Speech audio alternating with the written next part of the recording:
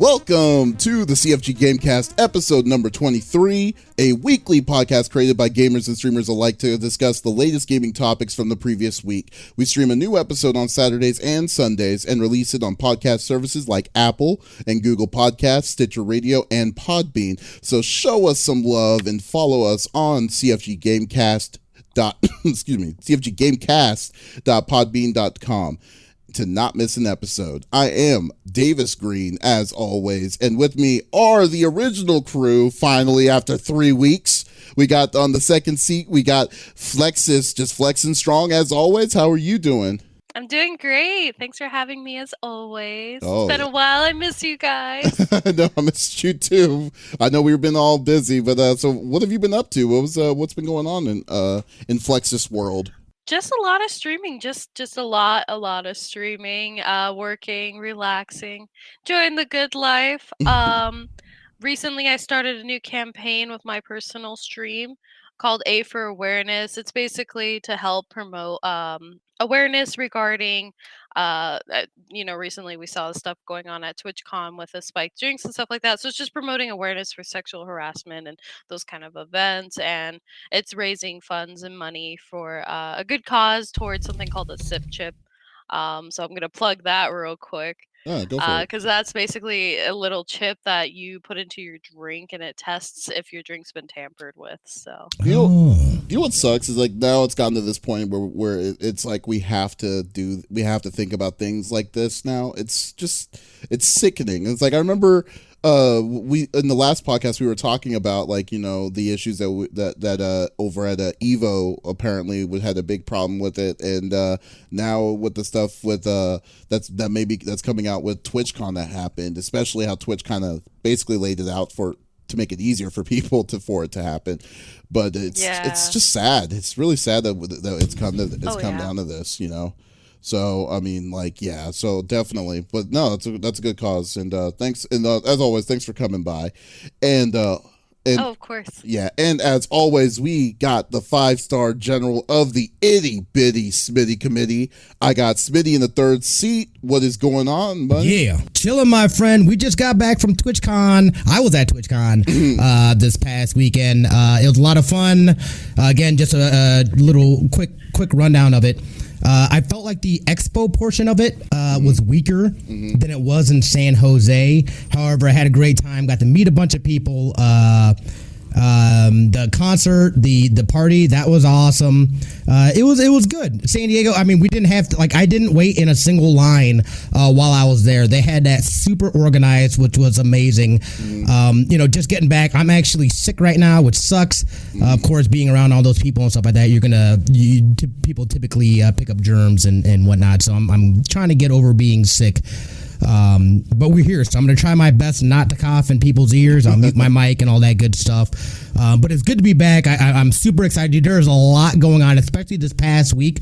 There's a lot to talk about. Oh, yeah, there is definitely a lot to talk about. And as for TwitchCon, though, I mean, I've just been, like, I went last year that's where we bunked together and stuff, but it was cool. But, like, this year, I just felt like, man, the price to get inside that event for what you get out of it is just, oh, man.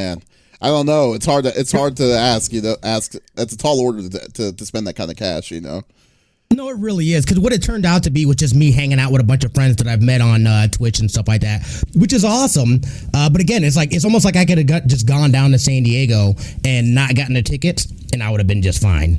No, I think we should just do that one time, like next year. Well, and also I feel like TwitchCon is too small for the San Diego Convention Center. Because San Diego Convention Center is ridiculously huge, and I can only imagine that TwitchCon at best maybe 40,000 people at max. So I think that San Jose was a better fit because it was a lot smaller venue. Or if anything, if they can get back into Anaheim, would be amazing. But like yeah. So that's probably, I don't know. I thought that it was a little bit too pricey for me to get in. If I get press passes next year, but maybe. But I don't know. I never gotten approved for press there, so we'll go with that. And as I don't know if everyone knew, but I was in Japan for 2 weeks. Went to the Tokyo Game Show, and Had a really awesome time over there. Got a lot of cool stuff. We're going to be releasing our video of the Tokyo Game Show on Monday, I believe. So I just finished it up today. And so definitely can't wait to release that. So definitely, if you want to check that out, go to our website, confreaksandgeeks.com, and we will be definitely showing out a cool experience over there. And then after the TGS, we went around all over Tokyo, just checking out all these different kinds of places. And man, I bought so much random stuff. It was ridiculous. But the cool thing was this. I went to a store. I didn't know what was going on. And they said, I am pretty convinced that this store was going out of business because the sales was just ridiculous. So I was like, okay, let me go check out what they got. So I found this. It's a orange GameCube, right? For $9.99, but then it was 50% off, which was 500 yen, which is basically the equivalent to $5. So I bought I bought an orange GameCube, and I also bought a Sega Saturn for $20, and I was just like, Jesus, Oh my gosh. So cool. So What? yeah, so I was like, oh man, this is awesome. But then I was kind of fretting. I'm like, where am I gonna put this inside my suitcase? So I had to buy another suitcase. Oh man. It was very crazy. It was very crazy. But no, it was good. And I got a ton of different kinds of games. I got a crap load of fighting games, because there's not a big difference on translations and stuff. So, but it was definitely a good time. We're gonna be posting pics of that too later on next week on our website as well at confreaksandgeeks.com. So definitely check it out and see it out. Yeah. So, but anyways, let's get down to it. Oh, before we do, I do want to have an announcement. First off, congratulations to Flexiss, who's going to be next week on Undefeated. She's going to be doing the commentary for the upcoming video game fighting game tournament of Undefeated in Arizona. If you go to udfevents.com, you can go check them out, and then go check on their Twitch, where they're going to basically be doing 2 days of fighting game tournaments. What are you going to be doing, Flex? Are you doing Street Fighter? So I'll be competing in Tekken on the first day, which is Saturday, and then I'll be doing commentary for Street Fighter. I'll be doing commentary for the entire Street Fighter brackets, including top 8 on Sunday. So I believe I have to double check on time. I want to say the bracket starts at 1. So, but yeah, you guys can catch me on the mic, chatting it up, and talking about some good old fighting games. Yeah, that's awesome. Yes, can't wait to check that out. And then also on November 9th, we will be at the gang is actually going to be physically together in one spot for a great cause. We're going to be doing Extra Life on the CFG Games on my Twitch on CFG Games, and we're going to be doing a 24-hour stream. I'm debating if we should just do a live podcast of it there too. I think it would be pretty awesome if we did. So We absolutely should. Yeah, and then absolutely should. Yeah, and then have a live guest. That would be pretty awesome. So I don't know. We'll definitely figure it out. But definitely November 9th, all 3 of us are going to be there. 24 hours, going to be doing some gaming for the Children's Hospital. So definitely go to our Extra Life, which is extralife.com/CFG Games, and to donate. We're trying to get our goal of $3,000, which we're a third of the way there right now. So definitely check it out and be awesome with us too. So, anyways, let's get down to it. Stop the upselling. Each of us picks a new topic of discussion within video games from the previous week. The topic could would be about a specific game or something that happened in the gaming industry. We don't want to just talk amongst ourselves. We want the viewers or listeners to be a part of it too. So if you have a statement that you want us to or you have your opinion on what we're talking about, type it inside the chat. Smitty here will definitely check it up here, and then we'll post it inside our podcast, be a part of the episode itself. So that's always awesome. We just want to hear from y'all. So let's get into it. Let's see. What is the best person to start? Oh, you know what? I'll start. I haven't done it in a while, so we will start. So mine is about is from Engadget. It was, well, not really from Engadget, but it's about Sony finally doing something that they should have done a long ass time ago, which was opening up PS4 cross-platform multiplayer access to all developers. So this is something that they were already testing for about a year now. And it so in certain games like Rocket League, Battlegrounds, Dauntless, Paladins, and the most acclaimed one, Fortnite, was already currently doing it, but now they totally released it and they said it's fair game for everybody on that platform. So finally Sony decides to get on board with this. The thing that really kind of irks me is the fact that Sony didn't really announce it. You know, like they didn't really say like, hey everybody, you can I mean, it's a selling point. It's like the reason why most people, like a lot of people, didn't want to play on this system, specifically Fortnite, was because they were going to be enclosed with PS4 players only. And so now since you took that wall out, it's now available for everybody, for cross-platform on, like, you know, PS4, PC, Xbox, maybe Switch. I don't know. I don't know how it all works. Like now that's available. You would think that you could say you could play with anybody, no limitations. You would promote the heck out of it, you know? I mean, it's like, but for some reason Sony just kept it like under wraps this whole time, and it revealed like basically like they weren't even hyped about it. So I guess my thing is to you, like, do you feel like Sony really is behind crossplay? I mean, it's funny because the conversation for crossplay for the Sony for the PS4 was specifically because of Fortnite and the whole like kerfluffle that happened last year with like if you had a PS4, if you had your account tied to a PS4 account, you can't move it to a PC with your stuff that you already bought and stuff like that. So it was crazy. So like it caused a huge like, you know, like fight. You know, so like, I mean, I just want to know, do you really feel like, I mean, well, first off, do you think it's a good idea, which I personally think it is, and then two, do you really think that Sony is really going to back this up for something that we can actually see in the foreseeable future for other games? I'll go ahead. First off, I think it's a wonderful idea. I always promote crossplay. I think it opens up the gaming community to more opportunities to come together.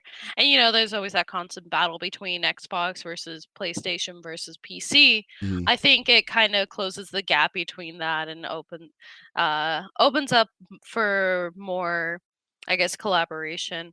The one thing I will agree, I didn't see Sony really promote it. I want to say before the podcast when I found out about it, I actually found out about it through you when we were talking about it earlier on, and you know I definitely feel like they're not really promoting it, and you think they would because this is such a big deal. And you know it's they were kind of hands off for a long time regarding it, and so it's definitely interesting to see that this is coming out, and I'm curious to see what extent they have crossplay and to where they're gonna like kind of draw the line and say, okay, no, this game doesn't have it versus this game, and if they're gonna, you know, determine if it's a game by game basis, if it's any and all games, if they leave it up to the game developers. So You know, it's actually oh, I'm sorry, what were we gonna say, Smitty? So I feel ways about this because again, Sony has been huge about the pushback on doing this, and I think the only reason that they're doing this is because they know what the future of gaming is looking like. It's going to be more cloud based. They have no choice but to do this. They would be stupid not to do this. They've been dumb not to have it open before, but we know that Sony is they like to keep things very proprietary to them, the exclusivity. But again, the future of gaming and where gaming is going, it is an open world place, and they have to play along. I don't think it's something, and it is interesting that they're not really saying, hey, everybody, we like this shit is open. Cause I remember catching like a little article where I caught something the other day about, hey, Sony opens up to crossplay for all developers. And I was like, oh, this is pretty big news. But like I'm saying, like you didn't hear about it. Quack in the stream. This is the first time he's hearing about it. it's crazy that they're not pushing that out here. But again, I think that, you know, it's not something that they want to do necessarily. I think it's something that they have to do, and they realize it's something that they have to do, so they're going forward with it. See, what's funny to me is that they say that the reason why they didn't do it originally was they were wanting Sony to be, it's like the platform is meant for gamers and stuff like that.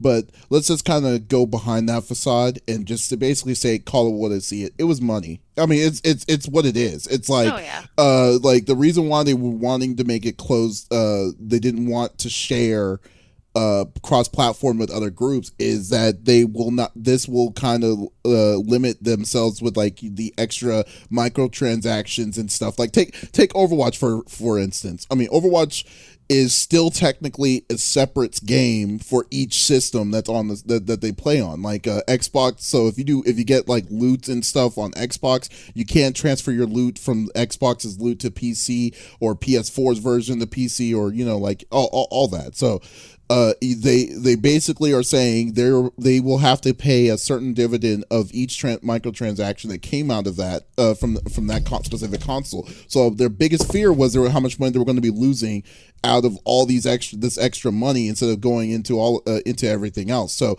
the level of that, to me, like I could see why they've been trying to keep the fight of just saying, okay, no, we don't want to play with other consoles, but at the same time, it actually goes to show you that the game is like one game was the reason why they had to change their tone. It was specifically Fortnite. Hate it or love it, that's just exactly what happened. So like the money, there was a crap load of money that was happening when Fortnite was coming in, and now people were saying, you know what, we're not going to get a PS4, we're not going to play it on PS4, there's no reason for us to when you can go on other systems to do it. So now they kind of had to forfeit that kind of way of thinking, and finally just bow down to it. So in a way, it's like I'm glad that they did the change, but at the same time, it kind of doesn't I don't forget the fact that the only reason why they did it as long as they did was because they were stingy. They just did not want to share with others.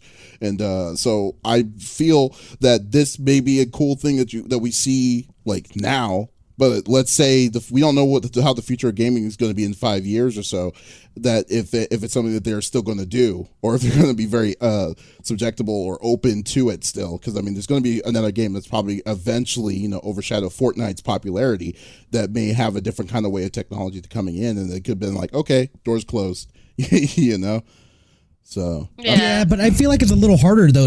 Once you've opened, I feel like that's like almost like a floodgate though. Once you've opened that floodgate, it would be hard to like renege on that. You know what I mean? Because people would be like, "Wait a second, like why would you do that?" They'd get a lot of pushback. But we know Sony does what Sony wants to do. You know what I mean? Like they don't, they do what it's all about Sony. And just like a little side note too, it's been interesting the back end stuff that's been happening. Cause didn't they just recently have like the lead, like the CEO or something of Sony just like kind of walked away. They put out a little tweet like, this dude's no longer with us. He's been there since like 1989. Oh, yeah, like, Sean Layton. Yeah. Since we were kids. Yeah, that's right. You know what I mean? Mm-hmm. Sean Layton, when he left. Like, it's interesting.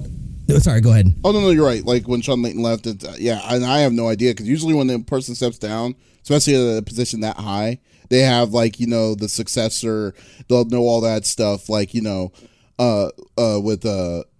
have the successor, and they'll let the people know that who is going to be the next chain of command after that. This one was completely different. Like we still don't know who the head of Sony's going to be. So I mean, I don't know. Right, like, exactly. You're totally right. I have no idea what's going on over there. I just feel like maybe Sean Layton. I mean, you're right. Sean Layton's been there for like 35 years. And like I would think that they would, when he said that he's going to retire or when he's going to quit, they would have actually had some sort of plan of action towards that, like they usually do. But this one, they didn't. He just cold-heartedly left. So I thought, I don't know what happened with that. But oops, Yeah, some reason Google's calling me. Hold on. What's that? yeah. But I mean, on the crossplay stuff though, I'm excited to see this. I think this is going to open up. It's going to open up so many possibilities for other people. Hopefully, they're also going to allow you to port over your saves from PlayStation onto PC, because that'd be fantastic. I know one of the biggest things for me is like I've got a ton of games on my PS4 that I would love to be able to play on PC, but I don't want to have to go and buy the game again. You know what I mean? It's like I already own the game. Like, let me just play it. I mean, I don't know if that'll ever be a thing, but that would be amazing.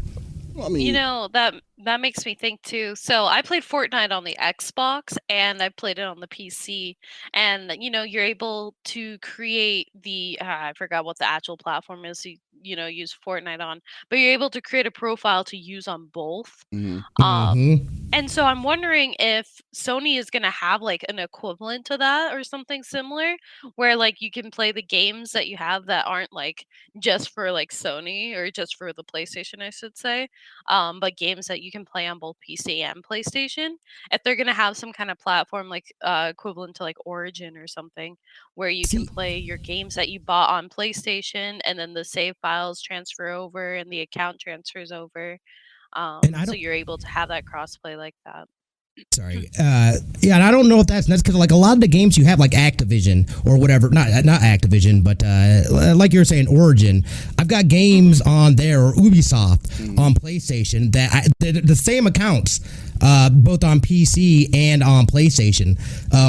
So I think that's more about where the games are coming from, as opposed to like Sony saying, "Oh, we've got our own thing that we're gonna do." It's like I'd rather stick with, or like Fortnite and Epic. You know what I mean? It's like I think as long as you have that same sign in, I should be able to take the save data and move it back and forth on whatever platform I want to play it on.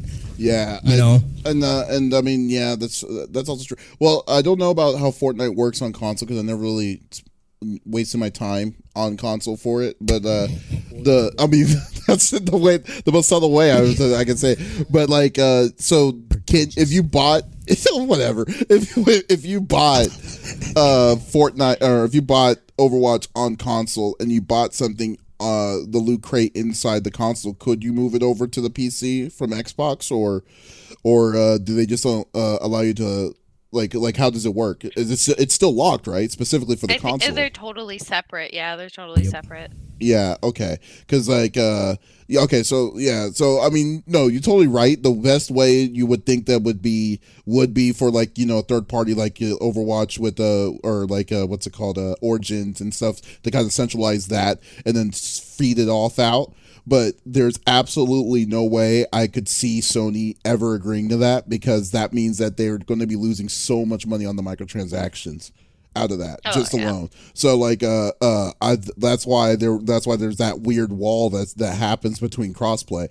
It's like so you may agree, they may agree to say, yeah, you could play a person from PC to console, but like if you want to buy something in game, it has to be on our console, because that's going to be giving us the money and stuff like that, so that's usually the biggest thing. That's usually the biggest thing I could easily see, and and you know what, that's a straight compromise. I would rather play with a person from my own comfort on a console if I didn't have a PC that could play it on the that could run the PC version as good as what I have with the console, But I mean, it's not perfect. I was gonna say, Street Fighter does that actually. You're able to play. So like Street Fighter, you can play with people on console or on PC. So they have crossplay, but pretty much if you have an account with your PSN, pretty much that doesn't transfer over to your PC account. You have to have like a totally separate account and rebuy the game on PC. If you want to play it on the computer versus like playing it on the PlayStation. But again, you can do crossplay where I can play with my friends that are on PlayStation with, I shouldn't say no issues, because they're on Capcom side, but with very few issues. So I think like taking that approach of even opening up the opportunity to just play with your friends online is more than enough for me. I'll be thankful for that alone. Fair enough. That's fair. I mean, that's good. So no, well, I mean, I'm glad. Yeah. So I guess overall, we're glad that crossplay is available. Sony's kind of dickish when it comes to them not announcing it. So, but hopefully we'll see if they stay in tune with what people are wanting. So yeah, we'll go with that. Let's see. Okay, so the next person in line, let's go with Smitty. What do you have on the table? All right, so like I was saying, I just got back from TwitchCon. Give me 1 second here real quick. I'll just replying. So I just got back from TwitchCon. So I really, and this is kind of, I know that I think usually on TwitchCon they'll announce updates and things like that. I think there's a lot of really exciting stuff that is coming. Some new features and stuff like that. As far as, so if you guys are streamers that are listening or that are here during the live recording, I just want to go over some of this stuff real quick. So first thing you have is we've got and I've got notes. Oh no, man! Look at this. Yeah, I know. Look at me trying to be all prepared and shit. We need some Perry Mason music going on right now. First thing, huge thing, we're talking about ad revenue for affiliates. My understanding of it is that they'll be able to have earned revenue from running ads. You can also, this will be for affiliates. Obviously, they said that non-affiliates will not. This is coming from Gaming Careers. I love this dude. Lots chock full of his channel is great. But they were saying that we'll be able to run ads directly from our dashboard and whatnot, which will also stop pre-rolls. I think they said that if you run ads regularly, it'll prevent pre-rolls from happening. I saw something about like a 20-minute cooldown when you do that. So I guess that's what regularly means. So if you do it enough times, then it won't do pre-roll. So if you're rating somebody or you get rated, you know what I mean? They're not going to instantly go into a pre-roll, because that is so annoying when you go to raid somebody and it instantly goes into a pre-roll. You've already typed something and you're just sitting there like, shit, I can't even see how they reacted or what's going on. You know, it completely kills that momentum for that. So ads for affiliates, dude, that is freaking huge. Wait a minute. So are you saying, when you said that you were getting your you can make your own, can you make your own ad, or is it saying that you could set up your ad time, like ad in a specific spot? No. So what it is, it's the same thing as partners right now, where they can roll ads, or you know what I mean.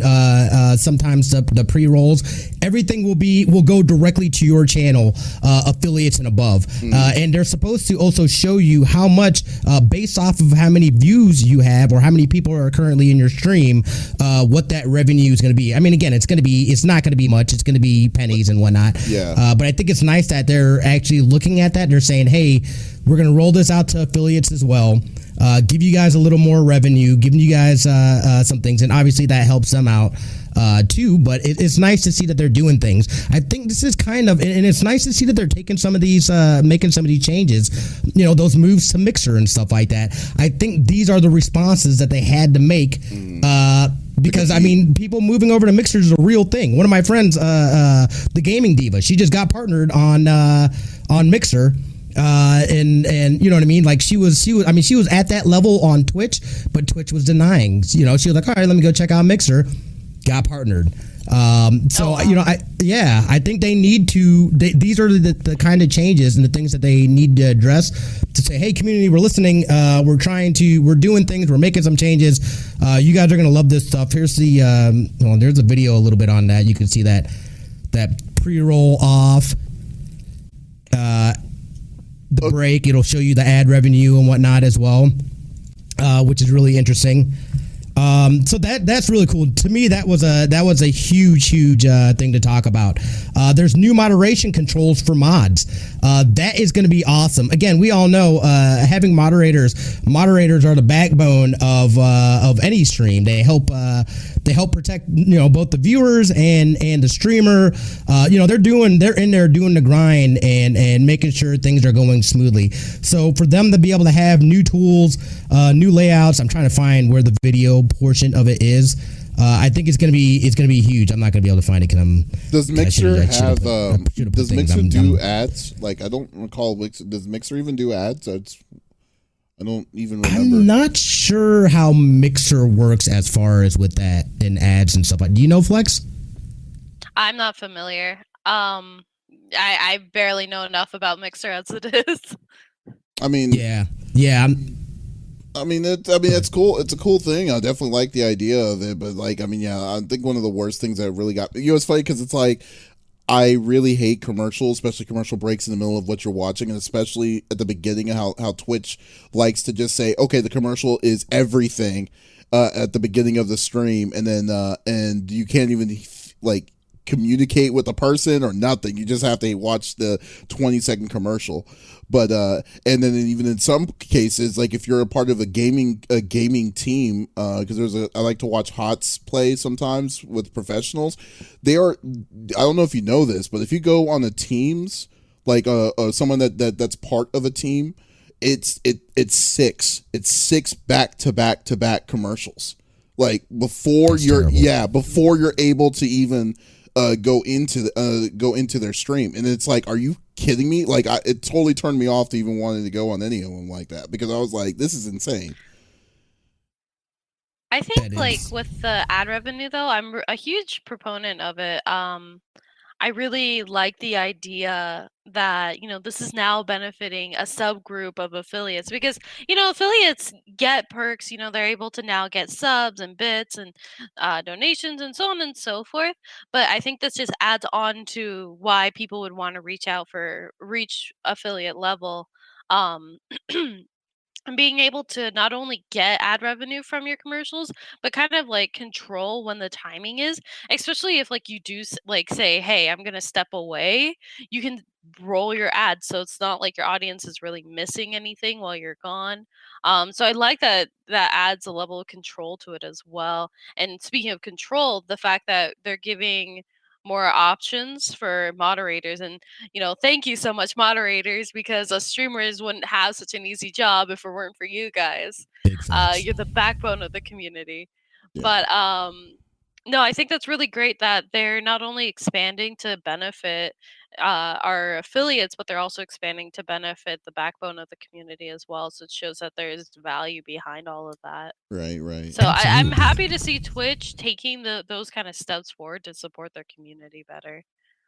Right. And then if you look on the screen too, speaking of which, ads. So now they're going to do picture by picture. So you will not ever, so they'll have the stream in the right corner while the ad is playing. So you don't miss any of the action that's going on. That is also a feature that they will be introducing. I can't remember when that should be coming out. I'm thinking that's it might be early 2020 or sometime in 2020 when that comes out. But again, another thing that because they're looking at these things and they're addressing that stuff. And I think a lot of people have talked about how annoying that is. Like, dude, I'm missing the action for like a good 30 seconds at least, you know what I mean? So like, why not do a little picture or picture by picture thing? And that's exactly what they're doing. So they, you guys are talking about that, and I was just like, but wait, there's more. I was gonna say it's funny. It makes up for the crappy font that Twitch moved over to. Oh yeah. Oh, the new font. Platform. Yeah. It makes up for the new font that they decided to pick. I was gonna ask if you wanted me. I was gonna ask if you wanted me to change the names below to the new font, but then I tried it. I was like, you know what? I'm gonna make an executive decision and say no on this, because it was not good. Nah, bro. Not good. Also, speaking of ads, because I got a few here. Let me get through these real quick. Ads, the audio will be normalized for ads, so you're not going to have go from streaming and commercial comes up and blows out your eardrums.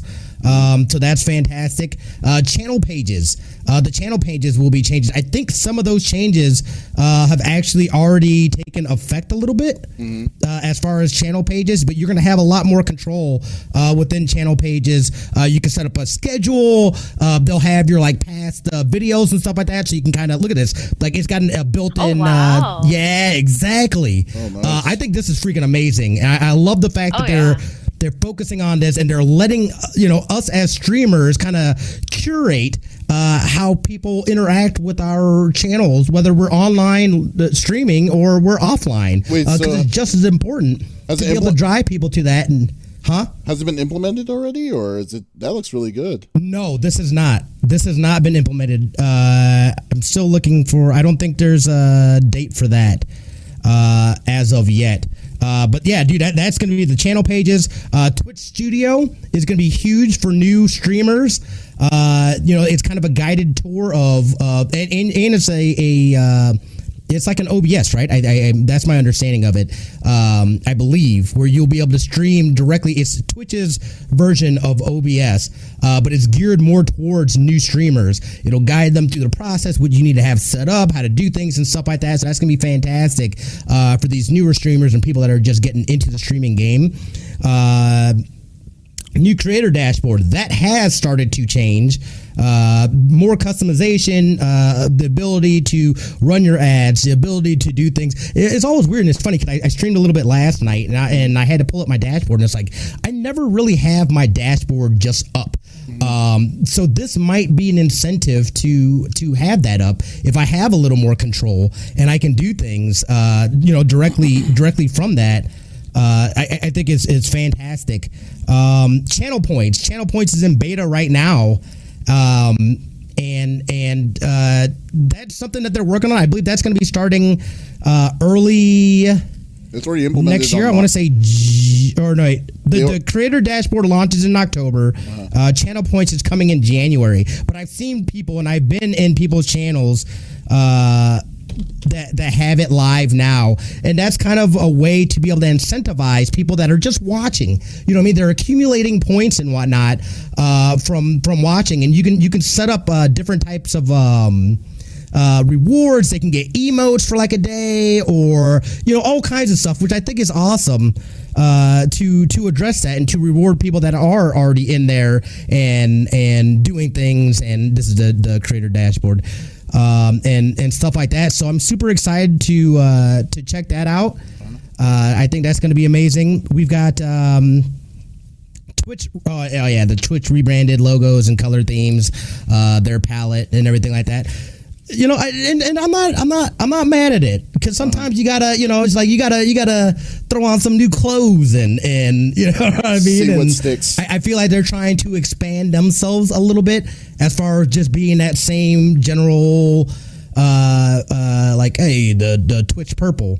And I know people are used to that and whatnot, but I like it. Integrated Twitch polls is going to be a thing, so no longer having to use third parties.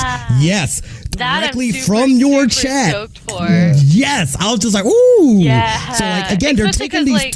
Go ahead. Oh, I was gonna say I rely a lot on my personal community to kind of determine what fighting games I'm gonna be streaming for the night.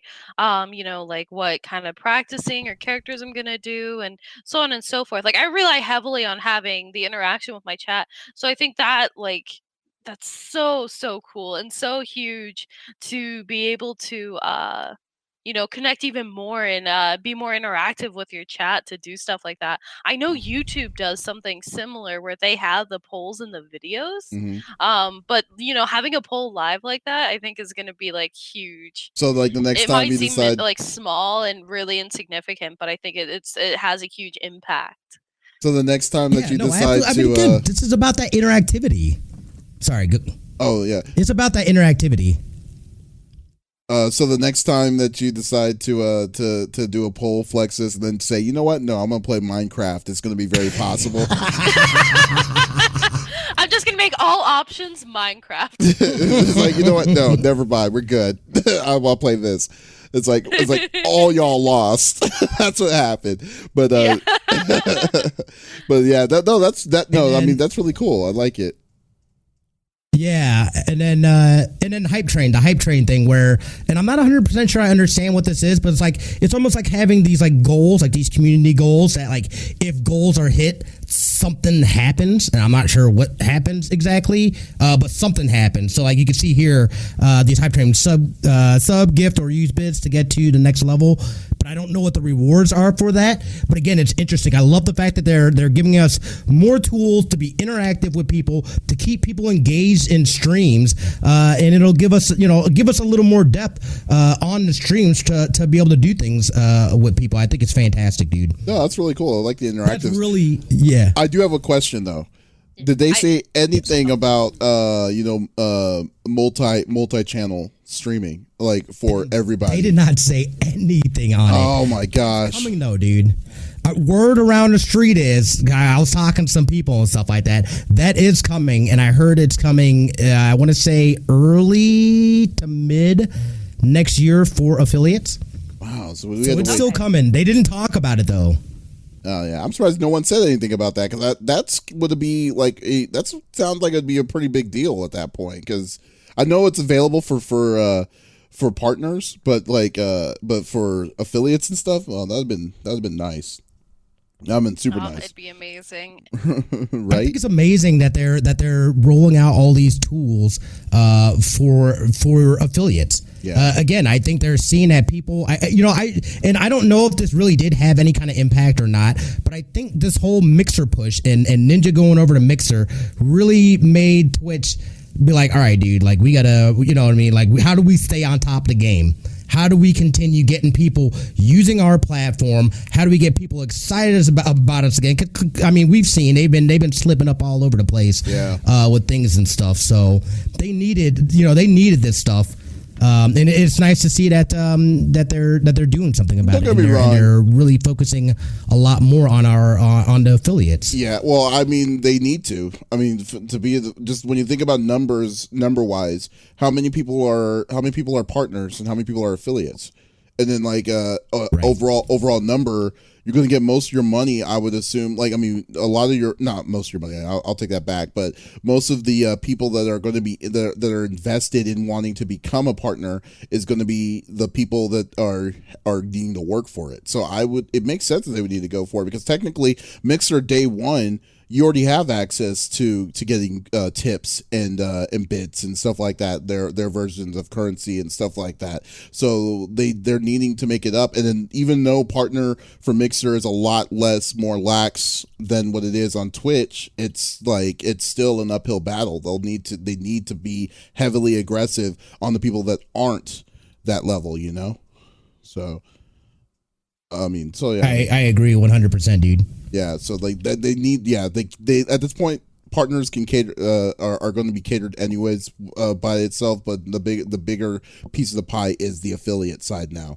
They made affiliate really big, yeah. So they need to put more time and money on that end, especially making it easily accessible for almost everybody for these kind of things. Let partner have those certain ones, the certain extra tidbits, but yeah, you got to make it almost equal somewhat. All right. Yeah, it's just nice seeing them address that stuff and moving forward and putting some more focus on affiliates. Oh yeah, it's really nice and exciting. Yeah, absolutely. That's because I think all three of us are affiliate level for Twitch. Yes, we are. So, I mean, all of us here are going to get huge benefits from this. Like, we have everything to gain and nothing to lose by what Twitch is rolling out. So. Right. Oh, yeah, definitely. Very, very true. All right. Well, that was great. Yeah, that's a cool update. I'm really glad that they got a good, they're doing a lot for the platform. But yeah, we'll definitely see how they're going to how it keeps up. Hopefully, it's openly aggressive competing. That's why it's always good to have more than one choice because each side is going to have to get better of some sort to just compete with one another. So it's always good. You never really want to have one option. So I'm really glad that they're starting to see Mixer as a competition. It's going to help everybody in the long run. Yeah, for absolutely. Everything. So okay, cool. Yeah, and hopefully the competition between the two platforms only continues to force the other platform to improve. I think competition is always a good thing in this kind of field. So. Yeah, definitely. Yeah. All right, Flexiss, you are up at bat. What do you have to bring to the table? All right, so I'm sure we all know Destiny 2, the free-to-play came out this week for PC on October 1st. What's Destiny? So for those who don't know what Destiny is, it is an online-only multiplayer first-person shooter video game developed by Bungie. It had been released for PlayStation 4 and Xbox One on September 6th. and this was a couple of years ago, back in 2017. But this week we're getting to finally see the free-to-play version on PC. So it's a sequel to the original Destiny game from 2014, and it's a subsequent expansion. Set in mythic science fiction world, the game features a multiplayer shared world environment with elements of role-playing games. Like the original, activities in Destiny 2 are divided among players versus environment and player versus player game types. So you have a bit of PvE and PvP. In addition to the normal story missions, player versus environment features 3-player strikes and 6-player raids. There is a free roam patrol mode also available for each planet and features public events as well as new activities not featured in the original. So some neat things about it, some major components to the story that are included in the free-to-play version for PC include the Red War, all destinations with the exception of Shadowkeep, strikes, crucible, and gambit activities, and year 1 raids and raid layers, and that includes Leviathan. On the flip side, though, it won't include the following pieces of content, at least for now, as Shadowkeep has only just emerged. So right now, what's not included is Forsaken campaign, the Shadowkeep campaign, the annual pass content for 2 of the most recent expansions, access to year 2/3 raids and dungeons, and access to season pass and season of undying content. Now that doesn't necessarily mean that won't be added later or that won't be paid content. It just means it's not included in the free base game. Now for me what was that? Did you say Forsaken was not? Wait. Forsaken is not included in that? Not for free. Not included in the free campaign. Yeah, there's probably going to be an additional fee. I think I saw like $10 is being thrown out there for the different campaigns. But as somebody who's completely new to Destiny, I see that look, Smitty. Someone who's completely new to the Destiny franchise, right off the bat, seeing that as free to play, you'd be stupid not to at least give it a try and download it if you're on PC. And I mean, the game it's beautiful. Aesthetic wise, the world and the graphics are phenomenal, but also it's so smooth. Like being the battle or the combat, I should say, is so smooth. It's super easy to run, and it's genuinely like it's really involved. It's really enjoyable.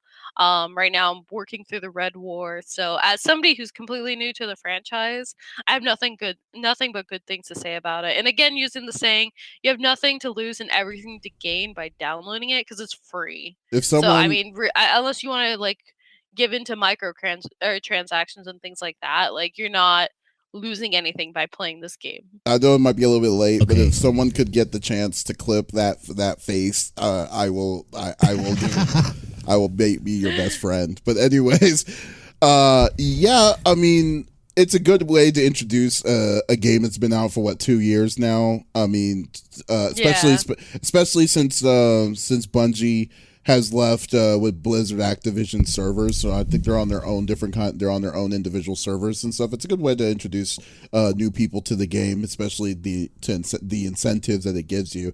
Obviously, they won't have the whole game unlocked for free, so they need to get money out of it. But still, but to be honest with you, like after I played my friend's version, I didn't really gave it another chance because I was going to wait for the PC version, but then I decided to also wait for that.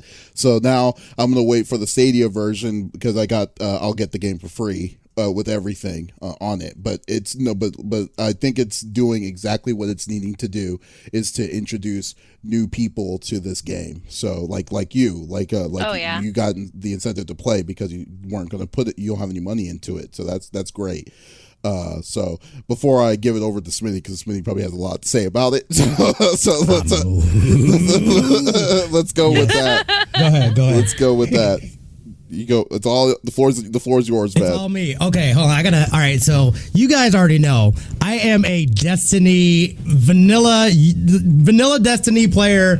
had the beta. I played that game. I ruined relationships, everything. I was heavily invested in Destiny. And then we came out with Destiny 2. I have that for PlayStation 4, right? Big Tash. So I got it. I got the year one pass, and it was so, that year one pass was trash. Okay. Then they said, Forsaken's coming out. Give us more money. And I said, I'm done with you. I'm done with you, Destiny. I'm done with you, Bungie. Then they broke away from Activision, and I was like, all right, I've heard the reviews about Forsaken, this and that. But I called it. I called this shit last year. I said, you know what's going to happen is it's going to go free to play. I'm going to wait. And that's exactly what it did. However, you're saying that Forsaken is not free to play, but I'll throw $10 at that, just to see if it'll suck me back in. I want to love Destiny so much. You guys have no idea. That's where I got super, super heavy into we would raid for hours and, running raids with people and, hey, come do carries through raids and stuff like that. I think it's a fantastic game, but they ruined it. At least in my opinion, on 2, where it didn't even feel like they took away everything from the first one. They basically went back to trash ass Destiny, and then they said, "Oh wait, but we've got exactly what you guys need, what you guys been asking for, the things that you had before that we knew you liked, and we took away. We got them back for you." It's gonna cost you $35 to $40, but we got them back for you. And I said I couldn't do it. But then everybody's talking about how Forsaken was awesome, and then I know Shadowkeep's going to be dope. And I want the story. I need to know more about the story because I have always craved their storytelling has been pretty weak. But I'm still invested, and I'm very, very much invested in that game, in its story, and all that stuff. Their storytelling was incredibly weak. Yeah, I mean, to a point where I would have been like, if I was as invested as you were to Destiny 1 to Destiny 2, because the biggest thing with Destiny was that it wasn't just a shooter; it was also a very story-driven game. That I would have been flat out upset because technically the game that where it leads off to you, it doesn't really explain. They don't even introduce new enemies. In 2 until you get one of their expansions. So in my opinion, I would be on the same boat. I would have been really salty on the fact that they're asking for more money, especially you paid $60 originally on the game to that. Like I said though, but for what this is doing though now, especially since we're talking about this is going year 2 going on to year 3 with Flexiss, when they're adding a new they're giving out some new capability for free to play, and then plus Forsaken isn't $35 anymore. It's a lot less and stuff. Did you put money in on Destiny 2 whatsoever? I looked up the price.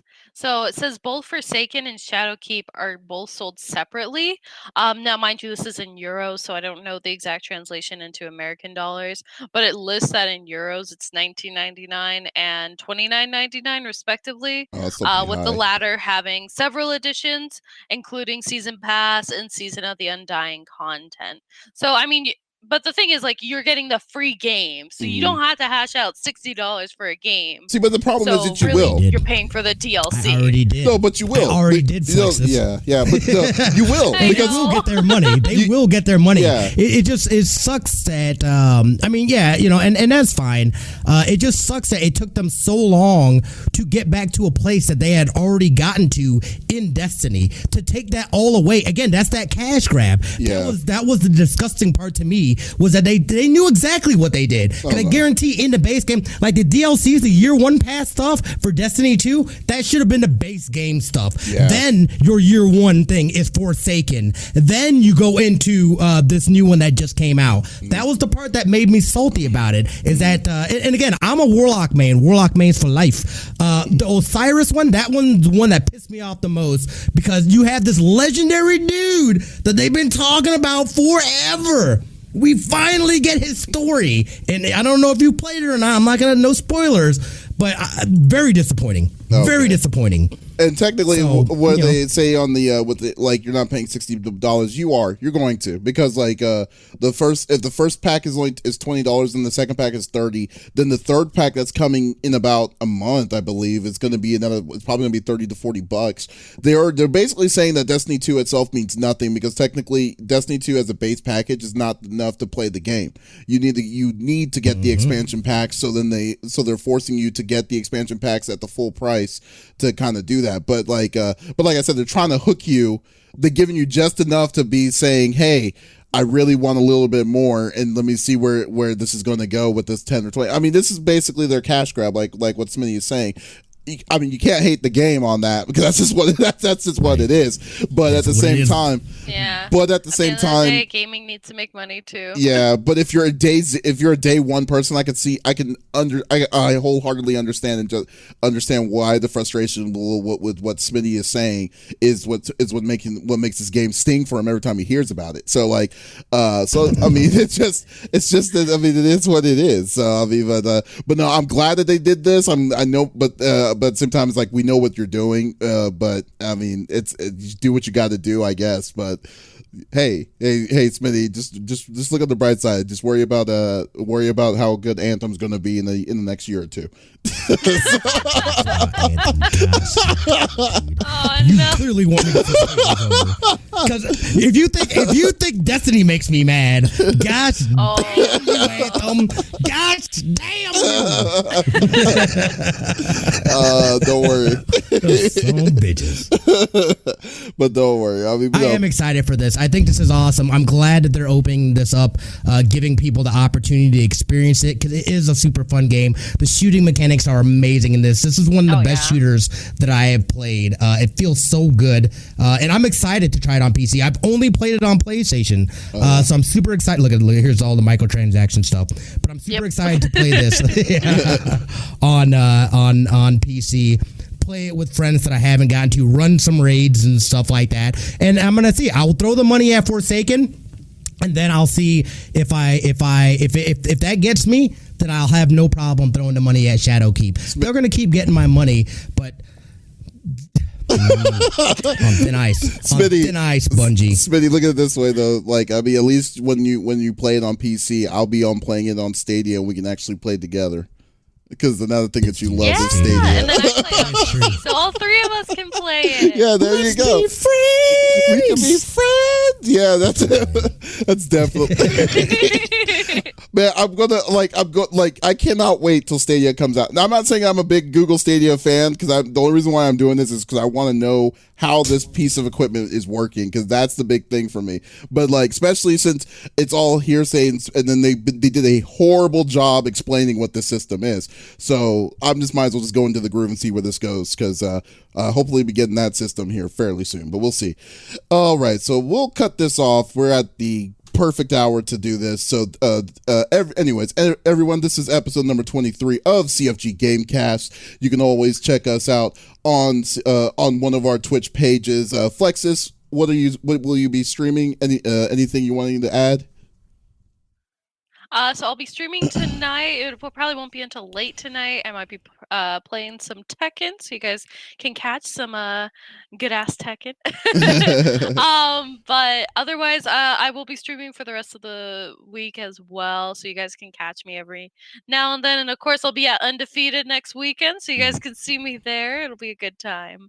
Yeah, you know what, too? Like, I'm surprised. I didn't know you played Tekken too, but you should definitely join the fighting game roulette that we're doing for Extra Life.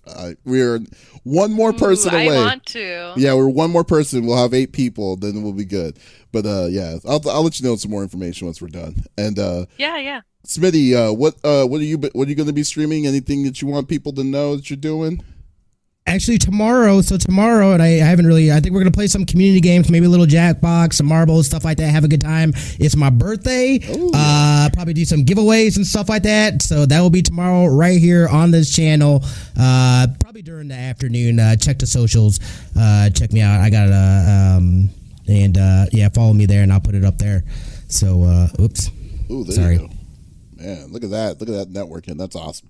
Anyway, yeah. And you also check out my channel CFG Games. We're going to be playing some Monster Hunter. Actually, not that long, like in about an hour or so. So we're going to play some Monster Hunter Iceborne. We're going to we'll play some family variety game sometime tomorrow afternoon as well. So definitely check us out on CFG Games, as well as on Monday we're going to be talking about the Tokyo Game Show. We're going to be releasing our Tokyo Game Show video on our website, confreaksandgeeks.com.